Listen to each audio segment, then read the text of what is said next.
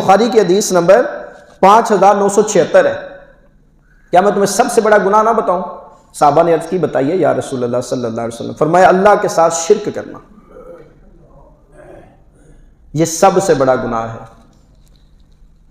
نبی پاک صلی اللہ علیہ وسلم نے دوسرے نمبر پہ ارشاد فرمایا اور والدین کے ساتھ نافرمانی کرنا.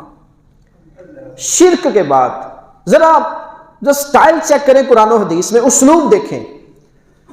قرآن کی آیت میں ارشاد فرمایا اللہ تعبدو، پہلے اپنی عبادت کا ذکر کیا، اپنی وحدانیت کا ذکر کیا.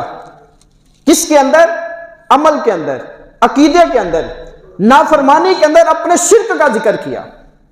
ادھر قرآن کے اندر وَبِالْوَالِدَيْنِ احسانا، ماں باپ کے ساتھ اس نے سلوک کا ذکر کیا، اور نافرمانی کے اندر والدین کی نافرمانی کا ذکر کیا. جہاں پہ اپنی عبادت ہے وہاں پہ والدین کی اطاعت کا ذکر ہے، اور جہاں پہ اپنی نافرمانی ہے ساتھ والدین کی نافرمانی کا ذکر کیا. اتنی تاکید. حضرت عبداللہ ابن مسعود رضی اللہ تعالیٰ عنہ اس کے راوی ہیں. تو آپ صلی اللہ علیہ وسلم کی بارگاہ میں پوچھا گیا کہ اے نبی صلی اللہ علیہ وسلم سب سے محبوب عمل کون سا ہے؟ چلو یا جمعے والے دن یہ حدیث یاد رکھ لینا یار.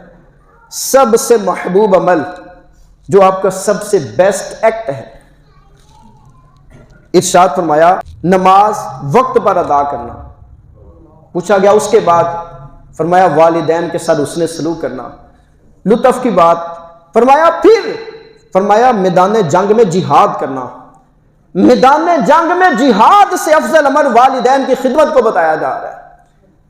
جنگ میں قتال ہو رہے ہیں، گردنیں کٹ رہی ہیں، جگرے والے جندے میدان جنگ میں جاتے ہیں، مضبوط اعصاب والے، مضبوط جسم والے میدان جنگ میں جائیں، اپنی گردنیں کٹوائیں، جنت میں اپنے مرتبے حاصل کریں. اللہ تعالیٰ ان مجاہدین سے پہلے ارشاد فرما رہے اپنے ماں باپ کے ساتھ اس نے سلوک کرنا یہ اس سے بھی افضل عمل.